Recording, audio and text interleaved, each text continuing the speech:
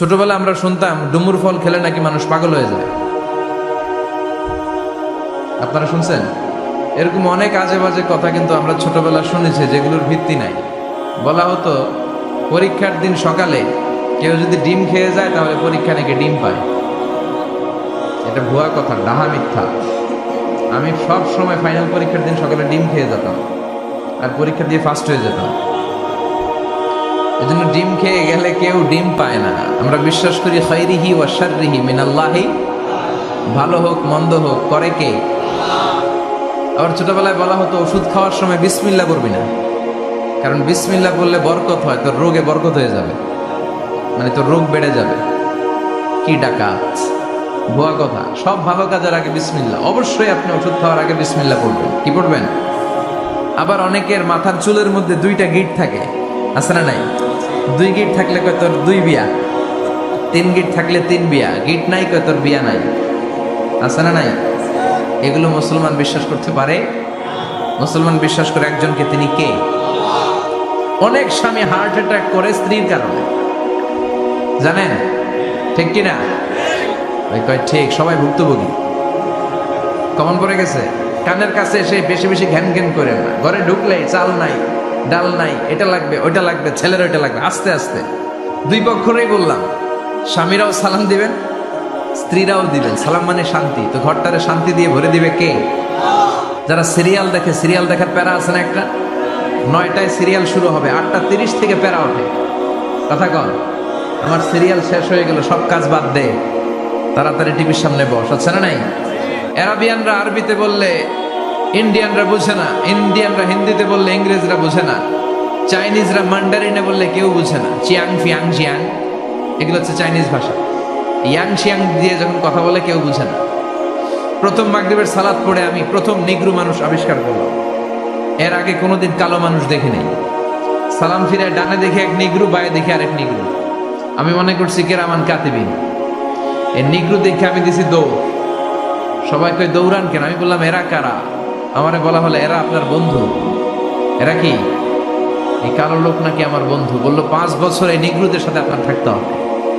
100টারও বেশি দেশের ছাত্র আমরা একসাথে থেকেছি। কারো ভাষা কেউ বোঝে না, কারো গায়ের রঙের সাথে কারো গায়ের রঙের মিল নাই। চিল্লায় বলেন সুবহানাল্লাহ। হজে গিয়েছিলাম এবার, কমসে কম 10,000 ছবি তুলছে আমার সাথে হাজিরা। অপ্রয়োজনীয়, প্রয়োজন নাই। এসেছে ইবাদত করতে, হুজুর একটা সেলফি। ইয়াং ছেলেপেলারা সেলফি তোলে বেশি। আর বুঝলাম না, আঙ্গুল দুটার এরকম করে রাখে। আমি বললাম এটা কি? কই হুজুর ইটস গ্যাংনাম স্টাইল। এটা কি? Gangnam style. এরকম বাঁকা করে থাকবে আর এরকম দুটা ছবি তুলবে। এগুলো অনর্থক। মুমিন ওই কাজ করবে যে কাজটা constructive, fruitful for him, for his family and for the society. মাঝে মাঝে হয় না, মহিলা গলার লকেট পায় না, পুরা বাড়ি আগুন করে ফেলাইছে। লকেট নাই, লয়ে গেল রে, নিয়ে গেল রে, হারাইলাম রে। মা এসার লকেট নাই। লকেট হারানোর পরে মা এসা কান্নাকাটি। বিষ্ণু বললেন থামো। অনেকক্ষণ থামার পরে লকেট খুঁজে পায় না। সবাই খোঁজাখুঁজি, লকেট কই, লকেট কই, লকেট খুঁজে পায় না। ওদিক দিয়ে মাগরিবের নামাজের সময়ও শেষ। নামাজের সময় শেষ, আর যেই জায়গায় লকেট খোঁজার জন্য থামা হয়েছে ওই জায়গায় আবার পানি নাই, পানি সামনে। পানির দিকেও যেতে পারে না, লকেটও খুঁজে পায় না, নামাজও পড়া যায় না। সব সাহাবীরা মিছিল শুরু করছে, আবু বকরের মেয়ের কারণে নামাজ আমাদের চলে যাচ্ছে। সাইয়েদনা আবু বকর ঘটনা বেসামাল দেখে আয়েশার কাছে গেল। যে দেখে বিশ্বনবী মা আয়েশার কোলের মধ্যে, ল্যাপের মধ্যে মাথা দিয়ে শুয়ে আছে। রাগের চোটে বুখারীর বর্ণনা, আঙ্গুল নিয়ে মা আয়েশার পেটের মধ্যে দিল এক খোঁচা। লকেট হারাইলি কেন ক? তোর জন্য বাইরে সব সাহাবারা বলে নামাজ পড়তে হবে, সময় নাই। ও আবু বকর, আপনার মেয়ের কারণে এই কাণ্ড। খাসরা মানে কুমর। আবু বকর মা আয়েশার খাসরাতে এত জোরে গুতা মেরেছেন, মা আয়েশা বললেন এই গুতার কারণে আমি অনেক দূরে চলে যাওয়ার কথা ছিল ব্যথার চোটে, কিন্তু যাই নাই, কারণ কোলে কে? কোলের মধ্যে বিশ্বনবীর মাথা। নড়ে গেলে বিশ্বনবীর ঘুম ভেঙে যাবে, ব্যথাটা হজম করেছি, নড়ি নাই। আল্লাহ তখন আয়াত নাজিল করলেন, ফালাম তাজিদু মাআন ফাতায়াম্মামু সাঈদান তাইয়্যিবা। ও সাহাবারা, মিছিল বন্ধ করো। কোন নারীর বিরুদ্ধে মিছিল করো? এই নারীর সাথে তো বিয়ে আমি সরাসরি বিশ্বনবীর দিয়েছি, যাও ওজুর জন্য টেনশনে ছিলা, টেনশনের দরকার নাই, আয়েশার কারণে আজকে নতুন করে একটা বিধান দিলাম, আজ থেকে যদি ওজুর পানি না পাওয়া যায় বালুর মধ্যে 2 হাত বাড়ি মেরে তায়াম্মুম করো, নামাজ পড়ে নাও, কবুল করে নিবে কে? এই মা আয়েশার লকেট হারানোর কারণে তায়াম্মুমের বিধান নাজিল হয়েছে। কোন সুবহানাল্লাহ।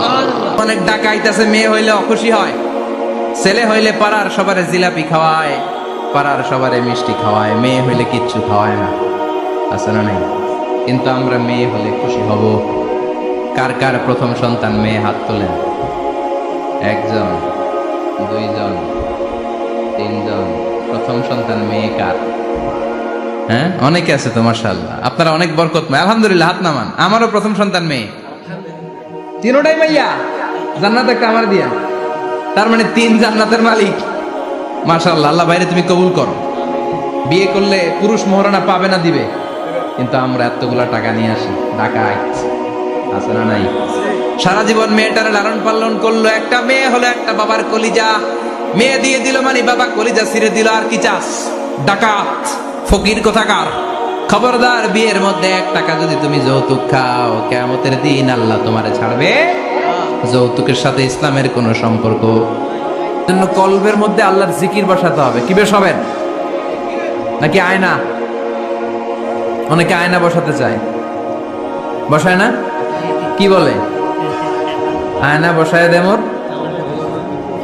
কলবের ভিতর। না, আয়না বসাবো না, এই কলবে থাকবে সুবহানাল্লাহ, আলহামদুলিল্লাহ, লা ইলাহা ইল্লাল্লাহ, আল্লাহু আকবার। এই 4টা জিকির সবচেয়ে সেরা জিকির, খেয়াল রাখবেন। কাবা ঘরের যে স্বর্ণ দিয়ে খচিত দরজা, এই হাজরা আসদের কর্নার আর দরজার মাঝখানে ছোট্ট একটু জায়গা, এটারে আরবিতে বলে মুলতাসাম।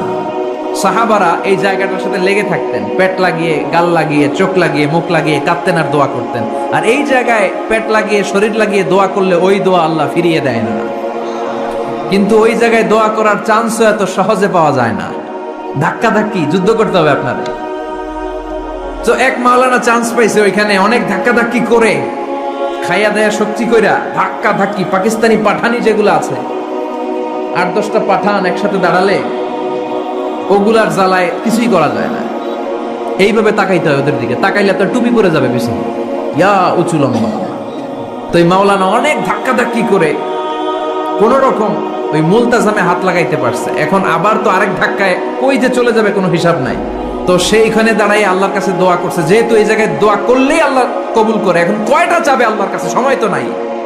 সে ওখানে হাত লাগিয়ে দোয়া করতেছে, আল্লাহ একটাই দোয়া, জীবনে যত দোয়া করছিলাম আর করবো সব দোয়া তুমি কবুল করে নিও। যত দোয়া জীবনে করছি আর মরার আগের দিন পর্যন্ত যত দোয়া আমি করব, এই দোয়াগুলো কবুল কইরো, এই একটাই চাওয়া, আর কিছু চাইলাম না তোমার কাছে। তো কিছু বাকি রাখছে? কথা বলেন। The believer, they work smart, they don't work hard. বিশ্বাসীরা স্মার্টলি কাজ করে। জাহেলি যুগে বিশ্বনবীর কাছে যখন সর্বপ্রথম তাওহীদের দাওয়াত আসলো, ওই সময়ে একটা লোক মূর্তির পূজা করত, মূর্তিটারে খুব দেখভাল করত, যত্ন করত, আদর সোহাগ করত, আর রাত্রিবেলা এটার সামনে মিষ্টি, দই, হালুয়া, চিরা রাইখা কেঁদে কেঁদে মনের জ্বালার কথা মূর্তির কাছে কইতো। সে ভাবতো এটাই আমার বড় খোদা। সে কি ভাবতো? এটাই আমার, এটারে বললেই এটাই আমার বিপদ থেকে মুক্তি দিবে, আমাকে পরিত্রাণ দিবে, আমাকে সেভ করবে এটা। এভাবে সে আল্লাহকে বাদ দিয়ে মূর্তির ইবাদত করত, মূর্তিকে খুব যত্ন করত। একদিন কোন এক কাজে মূর্তিটাকে রেখে সে ঘরের বাইরে গেল, এক পাশে গেল। কাজ শেষে এসে দেখে তার এই মূর্তির গায়ে পানি। মূর্তিটাকে দেখতে মনে হচ্ছে যে কে যেন গোসল করায় গেছে, পানি। তো সে ভাবলো, যেহেতু আমার খোদার গায়ে পানি, এটা নিশ্চয়ই ভালো পানি হবে। He thought it is the water of mercy and blessings. সে ভাবলো it could be the water of rahma. এটা মনে হয় রহমতের পানি হবে, যেহেতু খোদার গায়ে পানি। তো রহমতের গায়ে পানি শুকিয়ে যাওয়ার আগে খেয়ে ফেলি, তাহলে সব রহমত ঢুকবে কই? পেটে। When he thought it is the water of rahma, water of mercy and blessings, he started to suck it with his tongue. সে জিহ্বা দিয়ে চাটতে শুরু করছে, চেটে চেটে সব রহমত নিয়ে নিচ্ছে পেটে। When he started to suck it, he found the taste is little bit bitter, the taste is weird. জিহ্বা দিয়ে যখন চাটতে শুরু করছে তখন সে পেল যে এটার স্বাদটা কেমন যেন কটা কটা লাগে, লবণাক্ত, একটু টক টক, হাজবুলার মতো লাগে। কিসের মতো? কিরে এরকম লাগে কেন? If it is the water of mercy, it should be sweeter. এটা যদি রহমতের পানি হয় এটা সুইট হবে, মিষ্টি হবে। এটা টক লাগে কেন, কটা লাগে কেন, ঘটনা কি? খুঁজতে লাগলো ডানে বায়ে, খুঁজতে খুঁজতে দেখে ঘরের পাশে দুইটা খ্যাকশিয়াল। অনেকে এই বর্ণনাটা দিতে যে কুকুরের কথা বলে, কিন্তু হাদিসে এসছে খ্যাকশিয়াল, সালাবান, দুইটা খ্যাকশিয়াল। দেখলো যে একটা খ্যাকশিয়াল এখনো পা উঁচু করে রাখছে, মাঝখান থেকে রহমতের পানি এখনো কিছু পড়ছে, just dropping the water of রাহমা, এখনো পড়তেছে টপ টপ। বোঝা যায় না? বোঝা যায়।